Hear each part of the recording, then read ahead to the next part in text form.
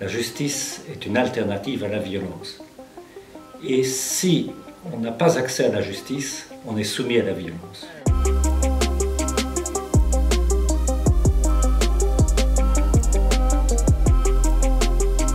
Les citoyens qui n'ont pas accès à la justice sont plus que d'autres soumis à la violence. Et la violence administrative, la violence d'une société contre laquelle on n'a pas un recours, est absolument destructeur, déshumanisant.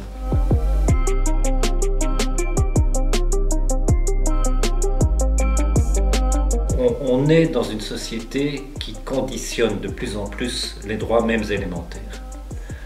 Si je focalise autour du droit, l'accès au droit, le droit à la justice, il y a cette réforme de l'assistance juridique qui impose d'une part une condition financière, 30 €, 20 € selon qu'on consulte un avocat, qu'on fait une procédure, et qui impose également de devoir justifier l'état d'indigence.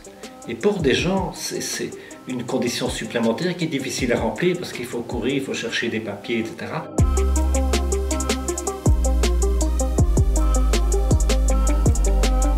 Ce qui, je dirais, est assez surprenant, même assez scandaleux, c'est que la déclaration gouvernementale, pour justifier cette réforme de l'aide juridique, pointe une surconsommation, une multiplication inutile des procédures, alors qu'il est démontré qu'au bas de l'échelle sociale, il y a au contraire une sous-consommation, un non-accès aux droits, un non-take-up des droits. Il y a des gens qui abusent, donc on va en quelque sorte sanctionner tous les justiciables et j'ajoute en particulier ceux qui ont le moins de moyens, qui ont le plus besoin de cet accès aux droits pour ne pas être soumis à la violence.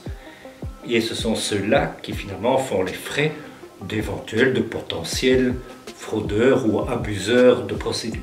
Et une personne me disait récemment, vous avez fait de nous des mendiants, aujourd'hui vous faites de nous des criminels. Je dirais presque une dérive de la justice qui a tendance à se privatiser lorsqu'on sait que le budget de la justice est de 0,7%, sauf erreur de ma part, du budget global, alors que dans les autres pays européens, il est de l'ordre de 2,1 ou 2%. On est en droit de se poser des questions. Il y a des associations où les plus pauvres prennent la parole, qui essaient de faire émerger la parole de leurs membres et de leur permettre de participer ainsi au débat public. Je ne dis pas encore que c'est gagné, je ne dis pas que ce qui est dit est retenu, mais mon rêve, et j'y travaille, c'est de permettre que la parole des plus pauvres soit entendue dans le débat public.